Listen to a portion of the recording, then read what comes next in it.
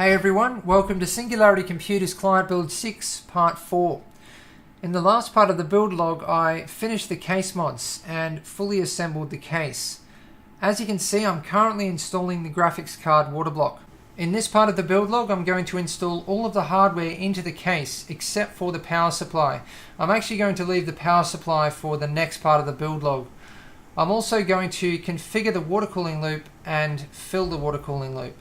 Okay, I'm going to get straight into it. This was an incredibly quick and easy graphics card water block installation, and this is just because I'm used to installing water blocks onto high-end graphics cards. This graphics card is, just so small and easy to deal with. It only took about 5, maybe 8 minutes to complete the installation.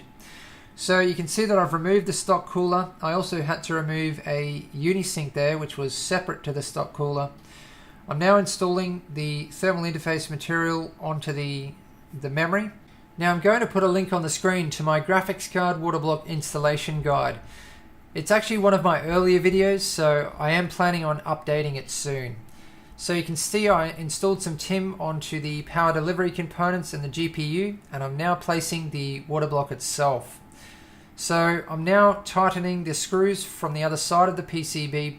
You always need to make sure that you first of all tighten the 4 screws around the GPU in the middle of the PCB and then work your way out.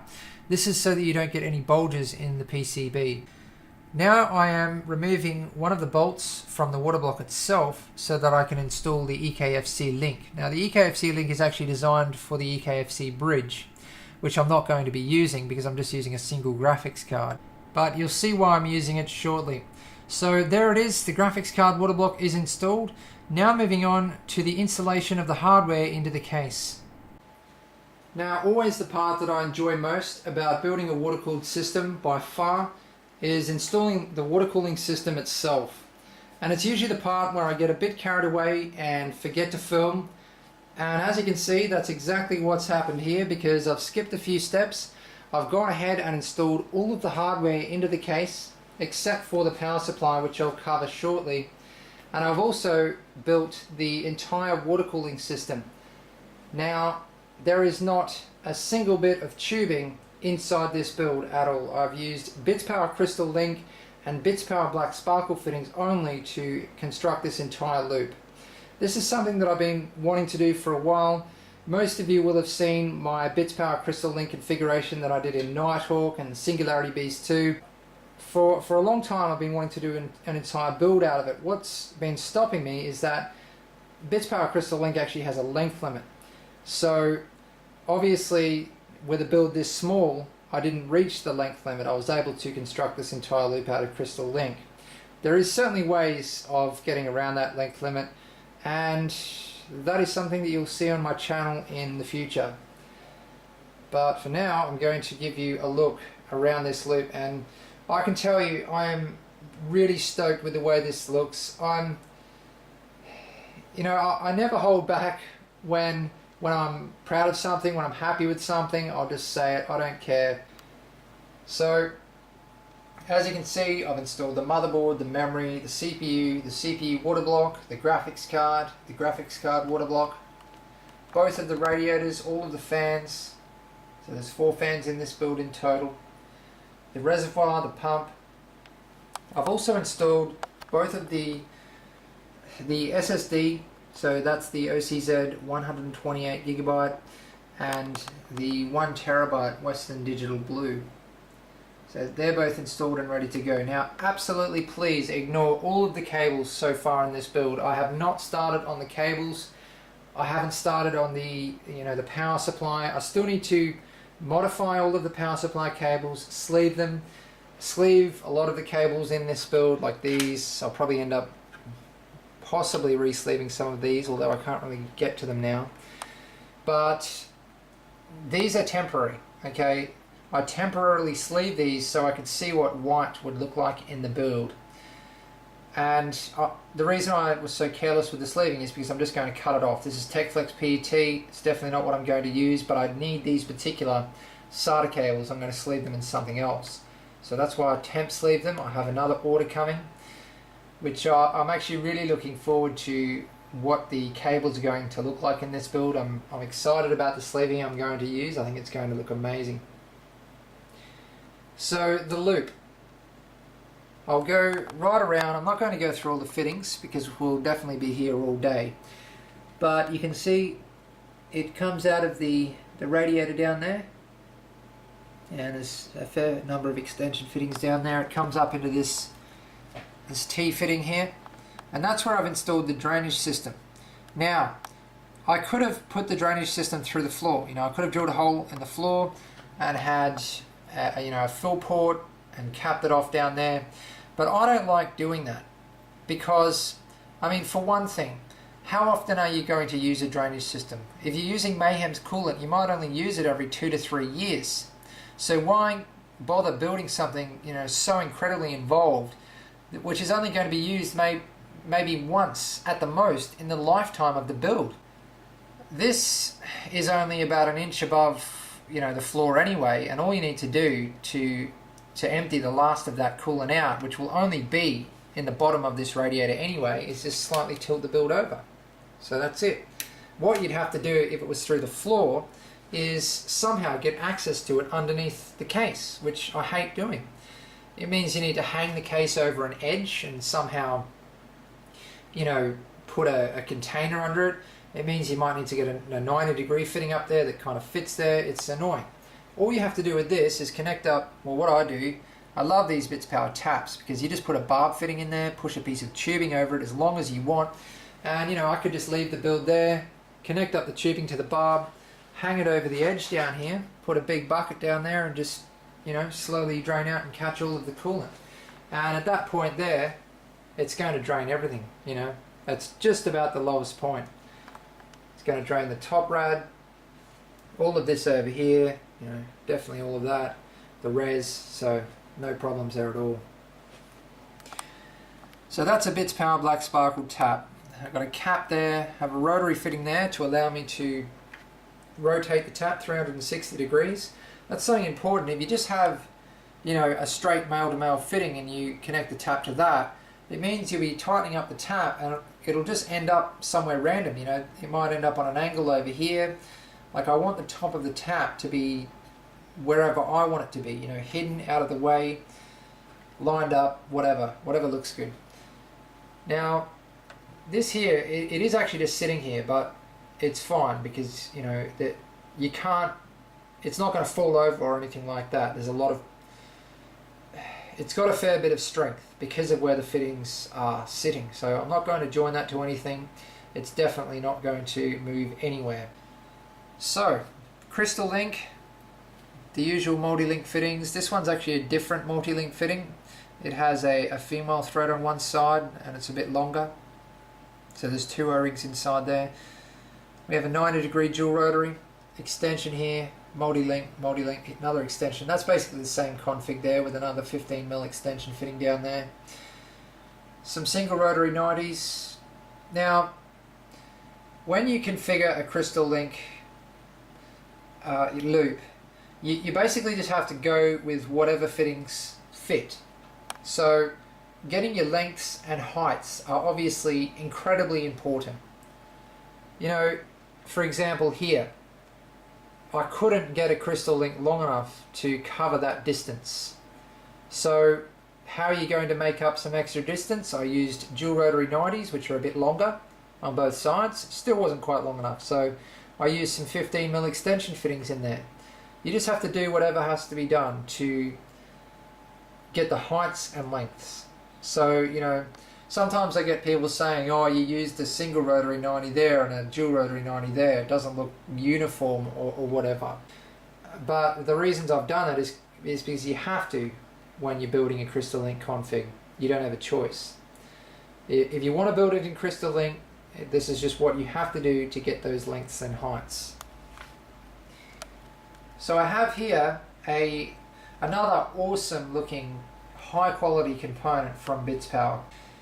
So this is a flow sensor, and I actually have no need for a visual, you know, flow indicator in any of my builds because I always set up plenty of fail safes. I have, I always install software in all of my builds, in particular my client builds, which monitors pump RPM, and I set it up so that if the pump RPM gets below a certain point, there's an alarm that goes off, and then if the pump stops, the system shuts down. So there's plenty of fail safes.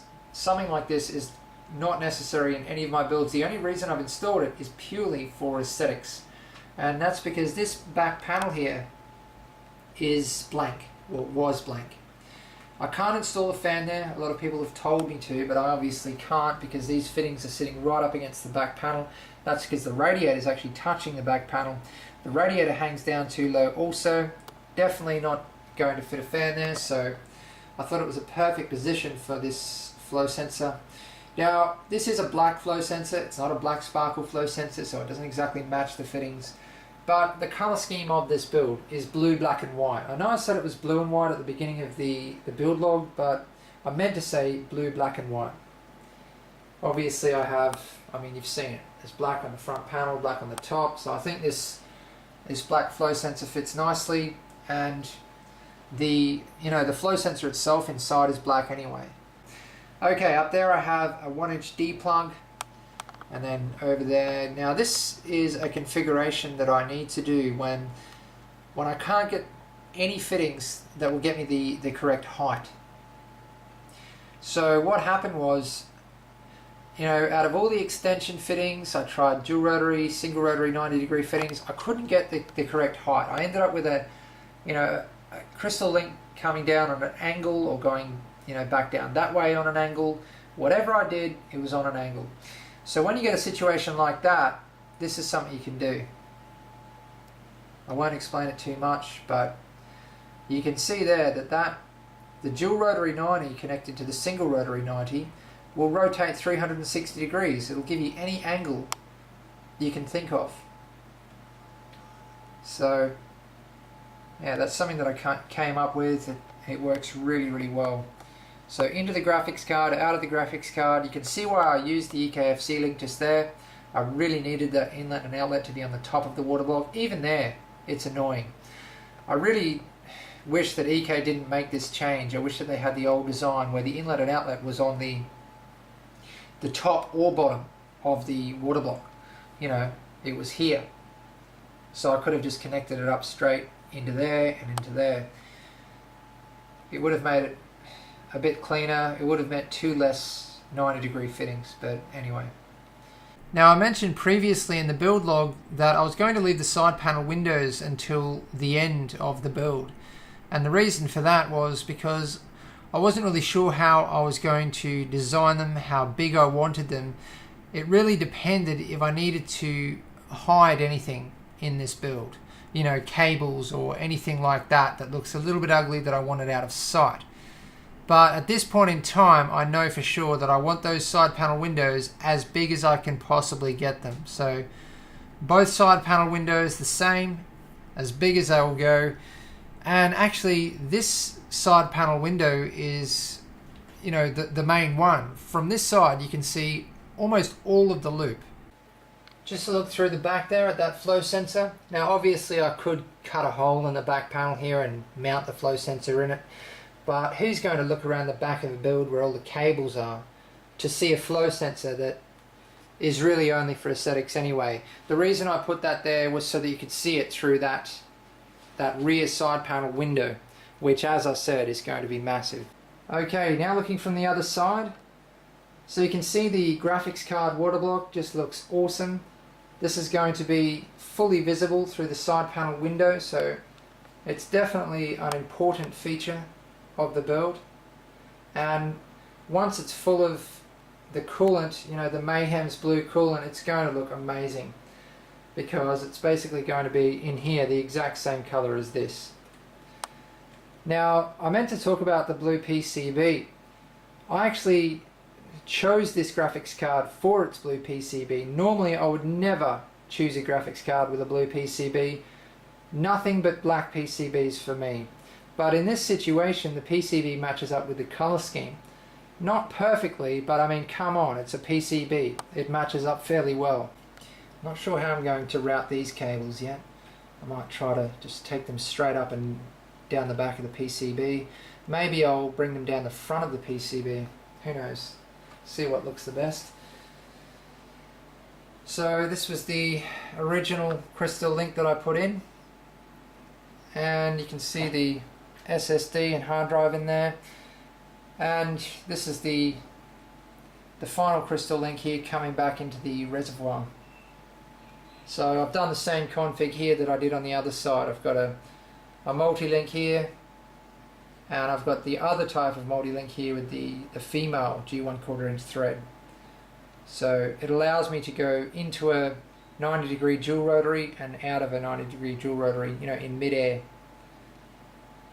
and straight down into a 90-degree single rotary, back into the res. So that's going to work very, very well. Now some people might be thinking that filling the res is going to be hard, but I'll just put a 90-degree fitting on the top there, take a piece of tubing out the side, won't be a problem at all. It's now time to see what this awesome Mayhem's coolant is going to look like in the loop. So if you remember, this is Mayhem's Pastel Ice White. I've mixed some Mayhem's Blue and clear UV blue dyes with it, and this is the color that I've based the entire build around. I'm all set up and ready to go. So what I've done at the top of the res here, I've just put a 90-degree single rotary fitting and a barb, and I just have some tubing here. So this is where I'll fill from. I've set up the drainage system just in case of a catastrophic leak. So basically all I need to do is turn on that tap and the entire system will drain. I've got it going down into this container here. I only have those two cloths there because there's a lot of weight. The tubing is quite heavy and it actually pulls the tap down, pulls this entire config over. Now, always take every precaution that you possibly can when filling a water cooling loop. I always say this, I'm going to say it again. You need to prepare for leaks. What I do is I use paper towels or similar, and I put it wherever a leak could damage components or get into a spot that is difficult, you know, or impossible to clean. And if you do this and you get a leak, it's really not so bad at all. You know, it's not a problem because you're ready for it. It doesn't end up doing any damage, you don't end up having to clean up anything. So, you know, why not prepare? I don't expect to have any leaks, although crystal link is very temperamental. If you have even the slightest angle, you know, of the crystal link going into one of the fittings, or you haven't pushed the crystal link into one of the fittings properly, you can get some leaks. You know, sometimes you get things stuck in there, little piece of hair, something like that, and you end up getting a slow leak. So besides all that, I have the pump connected up to my Phobia, what would I call it? It's like a laptop power adapter. It's specifically designed for this, so it just has one of those plugs on that end. It's about 90 watts, so it's plenty of power for running, you know, even multiple pumps and more. And nice long cable. It goes to a single Molex. Now I just have a Molex splitter connected up to it because sometimes I need to run a couple of pumps. In Singularity Beast 2, for example, there's dual MCP 655s, so this just goes out to 3 Molex, and I have the pump connected up to one of those. There's a number of ways of leak testing your loop. You can just use the power supply inside your build, jump start it, disconnect everything but the pump. You can also use a power supply externally from your build and only connect up the pump and jump start that power supply. That's actually the way I did things for quite some time until I got this Phobia power adapter, which is designed for the job. It just makes it so easy, saves a lot of space. The only problem with this is that it doesn't have any switches anywhere, so you can't switch it on and off. The only way you can, you know, cut and connect power is to actually plug and unplug it, which is very annoying. I might want to switch into it somehow. So there it all is, ready to go. Now normally I would complete the build before I fill the loop, so I would install everything, the power supply, do all the cable management. Now the only reason that I haven't yet installed the power supply and done the cable management is because I'm actually still waiting on an order of some sleeving. So I've been waiting on that order for a while, and I thought instead of waiting probably a few more days, I might as well just get the loop filled, the leak testing done, and then all I need to do is install that power supply, and I can easily work around this particular loop. Anyway, I'm going to stop talking and get on with it.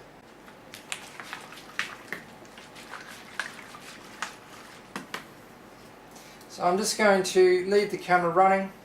I'll probably time-lapse a lot of this. Wow, the coolant is an amazing blue. It looks even better outside of the bottle. I'm definitely not going to use all of this, probably not even half of it. So that should do it.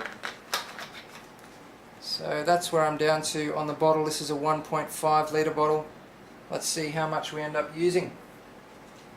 It's going to be a little bit slow to fill because of the way I have that 90-degree fitting and the tubing going into the top of the res. So I'm just going to take my time with it. I get so many people commenting on dyes. Every time I use dye in a water cooling loop, I get people saying that dye is going to clog your loop. And there's no talking these people down. It's something that I've tried to clear up a number of times in previous videos, and I'm definitely going to talk a lot more about it in the future, mainly in my upcoming review on Mayhem's coolant.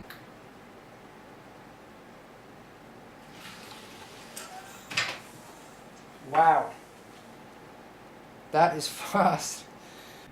The MCP35X is an incredibly powerful little pump. I mean, you saw how fast that coolant just moved then. It was, after I plugged the power in, there's actually a bit of a delay before the pump starts.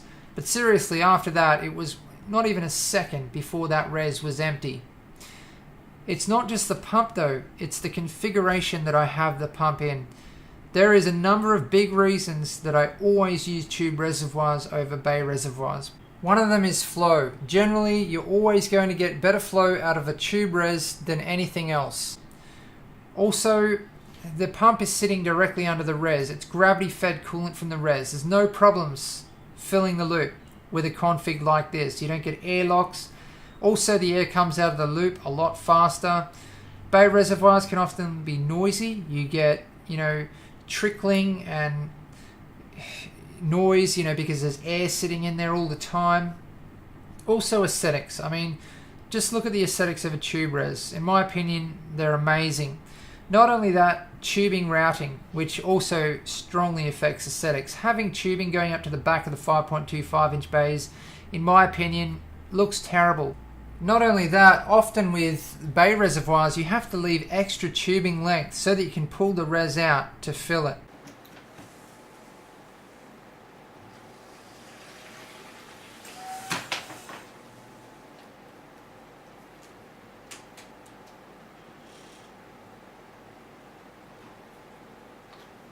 Okay, it's ready to go again. So I ended up adding 2 drops to the coolant that I had left in that container, which I think should be enough to fill this loop.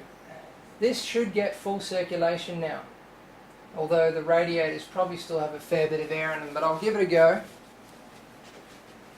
I'm definitely going to run this pump on PWM connected to the motherboard and set up fan profiles, because it definitely doesn't need to go at this full RPM,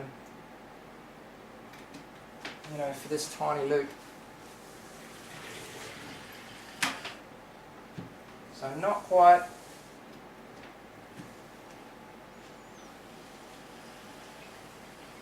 There it is. Full circulation. No worries. The coolant now, with the amount of blue dye extra that I added, is, in my opinion, almost exactly the same color as the paint. It's still slightly lighter, but I want to leave it. I'm not sure if it's lighter or if it's just more of a vibrant color. It's kind of difficult to tell, but the reason I'm going to leave it is because it's full of air at the moment, and the air makes it look lighter than it actually is. Once the air is out of the loop, it will go a lot darker than it is. I think it might even end up a little bit darker than the paint job on the case. The memory, the PCB of the graphics card and some of the other components on the motherboard are, you know, definitely darker. But I think the cables will create kind of a nice balance. I mean, it's not as if you can match up every single color perfectly, put it that way. I'm going to leave this running for a little while, and then I'll remove all of the paper towels and, you know, everything else that I have set up here, and I'll give you another look. The loop is full and the leak testing is complete, and I must say I'm definitely happy with this one. When I start a build, I have a picture in my mind of what it is that I want.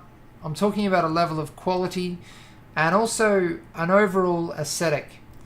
And, you know, the overall aesthetic, it's not specifics that I'm talking about, you know, specific components. It's like an overall artistic design, and I'll just keep working until I get to that clear picture that I had in my mind. And actually a number of times with this build in particular, I've decided to go a bit further than I originally planned. For example, with the Crystal Link, I was going to, you know, run a bit of Crystal Link in this build, but also a bit of tubing. That's what I was planning originally. But once you get to a certain point, you see the possibilities and you think, you know, why not go all the way? Because just to go that little bit further is going to make a massive difference. You know, it's worth it.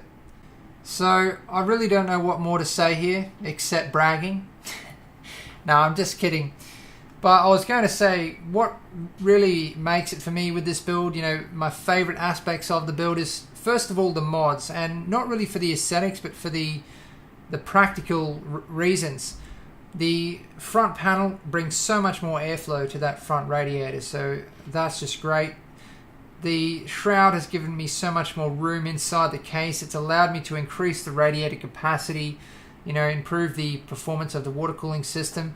If you look in from the side horizontally, you can't even see the 280mm radiator. It's hidden up in the roof of the case, and that's definitely improved the aesthetics also. So the paint job, you know, I've put so much time into it, into perfecting it, and I'm definitely happy with it.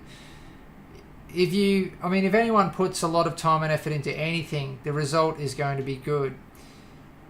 Definitely Bitspower Crystal Link and Black Sparkle fittings. I mean, I could go on about them all day. I'm just so glad that there's a company out there that knows how to make enthusiast components and just gets it right every time. You know, I just love using excellent, high-quality components with such amazing aesthetics. They're really a pleasure to use, and they make my builds what they are. And that also goes for Mayhem's coolant. You know, I use Mayhem's coolant in my client builds for a reason. I can rely on it to run for years in a loop without any problems. Not only that, their range is just incredible. The colors, I mean, the colors are just endless, and they're so incredibly vibrant. You can just create any kind of aesthetics and colors within a loop with Mayhem's coolant and dyes. And I mean, I've based an entire build around this particular color, so excellent coolant, there's no doubt about that. Now, I know a lot of people don't like the CSQ design, you know, EK's new water blocks, but I don't even really care about the CSQ design in this build. I just love the frosting on the blocks. It really complements the coolant. Just take a look at the graphics card water block and the EK Supremacy. They both just look amazing. And with lighting, you know, they're going to look even better, as I always say. So I better leave this part of the build log here. In the next part of the build log, I'm going to focus on modifying the power supply cables, sleeving them, doing the cable management, and going through the performance and temperature results. That sums up this video. Thanks for watching. Please subscribe, like, and favorite if you want to see more.